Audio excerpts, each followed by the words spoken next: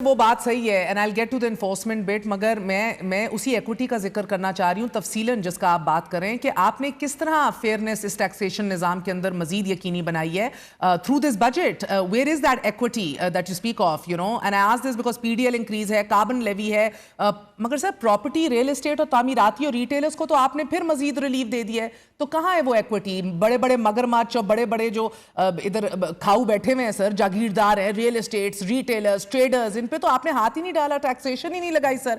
तो आपने तो, and to be fair sir, properties को तो आप लोगों ने डिस्करेज करना था औरंगजेब साहब, उन पे भी आप लोगों ने टैक्स कम कर दिया है, एक्साइज टैक्स खत्म कर दिया है, स्टैंप ड्यूटी और विद होल्डिंग टैक्स भी आप लोगों ने कम कर दिया है.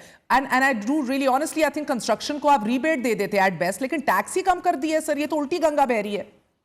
अच्छा, ये मैं आपको इसका जवाब इस तरह देना चाहूँगा कि देखें, क्योंकि तुम्हारा आपने अभी थोड़ा सा ऑपोजिशन का भी जिक्र किया, अगर ऑपोजिशन को भी एक साइड पे छोड़ दें, I think there is a healthy doses of scepticism in our country and system. हाँ, पहले मुझे ये कहा जा रहा था कि जी ये आप क्या बात करते हैं कि एग्रीकल्चर इनकम टैक्स सूबे लगाएंगे, कभी भी नहीं लगाएंगे. हाँ, कभी भी नहीं लगाएंगे, क्योंकि ये सब they are part of the system. तो वो लग गया. अब कहते हैं जी वो लग गया है, ये कभी कलेक्ट नहीं होगा. हो ना. But my point is one thing at a time, right? तो AIT is now there, it's been legislated by the provinces. Now next year we have to do what we need to do in terms of the collection part of it.